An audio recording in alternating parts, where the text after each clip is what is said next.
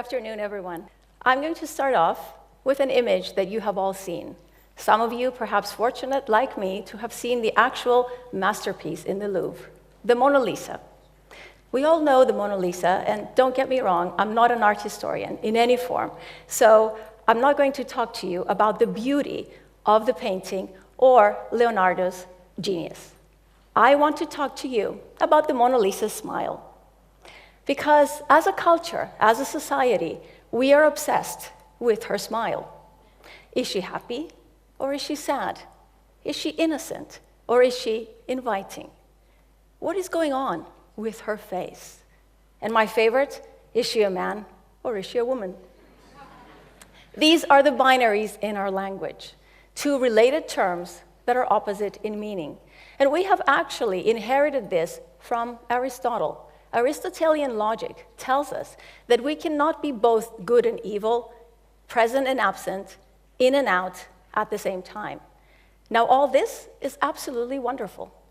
But what happens if, as some feminist theorists have asked, we take this Aristotelian logic and we transfer it to our everyday lives and to the societies that we construct? What happens when we construct binaries like man-woman, black-white, self and other, nature-nurture, biology, or culture? What happens when the world template that we have, the patterns through which we construct our lives and our societies, are based on these binaries? And this is the discussion that I want to join. I want to ask today, this language of opposites that is very helpful when we construct logical arguments, what are its effects? Is it helpful in today's complex, globalized, and quite gray world to think in binary terms? And my last question is it even true that these terms that I have just shown are opposites? So, is Mona Lisa happy? Is she sad? Or is she feeling what a German friend of mine shared with me, Schadenfreude? Perhaps some of you speak German and you're familiar with this term. But when I first heard of it, I thought, my God, it makes so much sense. Here is this emotion that is Freude, happiness, Schaden, which is pity or harm, as I understand it. So what does it mean? Well, it means to be happy about someone else's misfortune, about someone else's pity, about someone else's sadness. So here we have happiness and sadness together in one. And all of a sudden, maybe we're not in a binary world, and maybe we know what Mona Lisa is feeling. I will share another image with you. I don't know if you're all familiar with Andrej Pejic, a model, a gorgeous model, as you can see. And on the cover of Out magazine, one of the most compelling people of 2011, a style maker of that year. And from what I see, and you see, a beautiful bride, amazing hairdo, gorgeous makeup. But this is also Andrej Pejic, from the cover of New York magazine. Now, what's going on here? Are we confused? Andrej Pejic identifies as a transgender individual and models both male and female clothes. So what's going on? Where can our binary world accommodate someone like Andrej Pejic? And this is where I think that everything we know is problematic.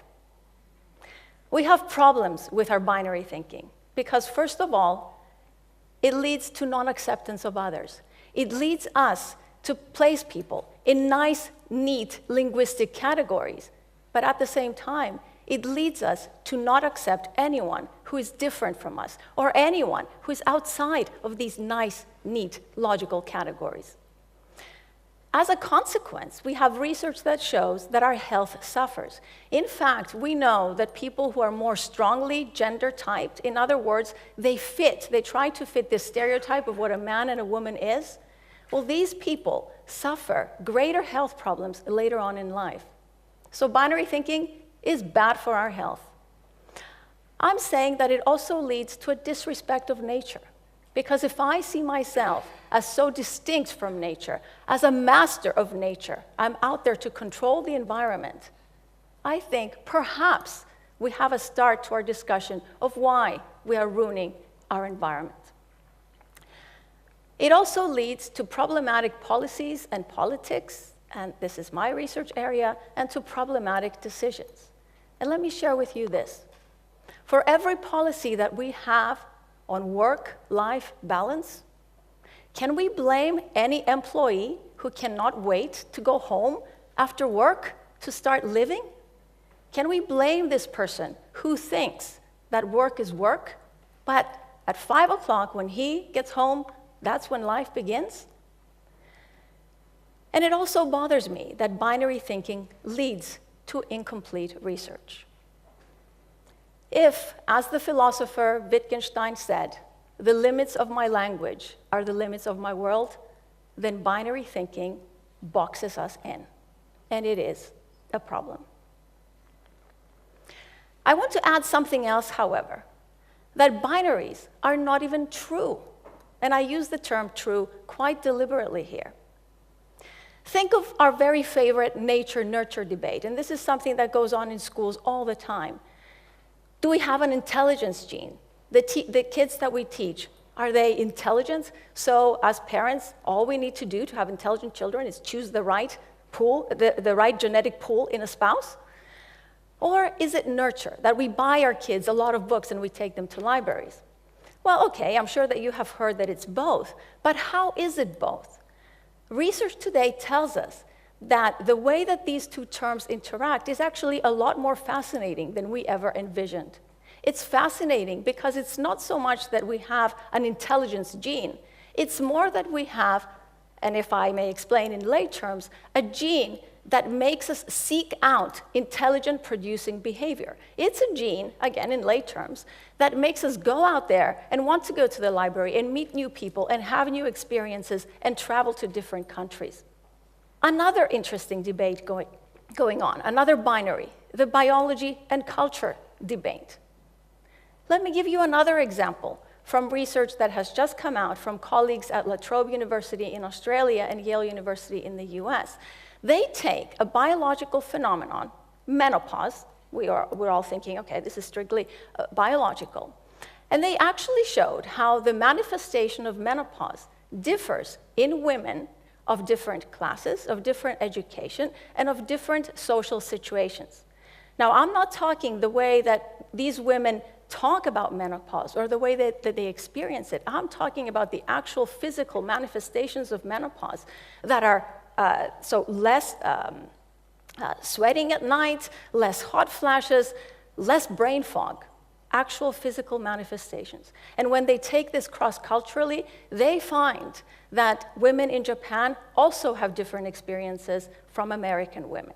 Now, I think that's really fascinating. Brain and mind, yet another binary. How do we control the world? We're obsessed with these types of questions. But we know today, from research again, that actually the mind, the way we think about things, changes the physical makeup of the brain. A wonderful book called The Geography of Mind by Richard Nisbett shows how Westerners and Easterners think differently, how we process the world cognitively in a very different way because of the culture that we're in. Taken a step further, this research, however, shows that if we could take the brain of a 90-year-old American and a 90-year-old Asian, a Westerner and an Easterner, so they donated their brain to science after they died, these brains look different because through their lives, they have been using different parts of the brain. Self and other. I am here on stage. I am bounded by this body. This is myself. And yet those of us who are parents know that whatever our children feel, we feel. There's something very interesting going on here as well.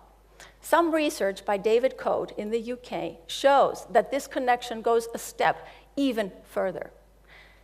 Those of you who are parents will know that anxious parents make anxious children. But how about if I tell you this? That anxious parents who take their children for a flu shot, the children experience greater physical pain during that injection. So it's someone else's feelings that are translated into someone else's pain. And what I'm talking about does not even hold the binaries in the physical sciences. The observer effect in physics, where the observer changes the observed. And in epigenetics, where we know that what we called so far the junk of DNA is not so junk after all, because what we believe can change our DNA. And think about a world where we can prevent preventive mastectomies. So my call today is for going beyond this binary world. And I know that most of you have seen this Taoist symbol of yin and yang, how we need to have a more holistic point of view, how we need to accommodate for people like Andrei Pejic, how we need to think beyond categories and open our minds to the fluidity of life and to the color that exists, not just the gray and not just the black and white. I'm saying, let's look at the hyphen. And this is what I mean. Look at the hyphen, the binaries that I mentioned earlier. The interesting stuff happens right there. It's in the hyphen. And in fact, we see this going on today in different parts of the world. Let's take the example of Sweden. The Swedes have decided that han and hon, he and she, are no longer helpful.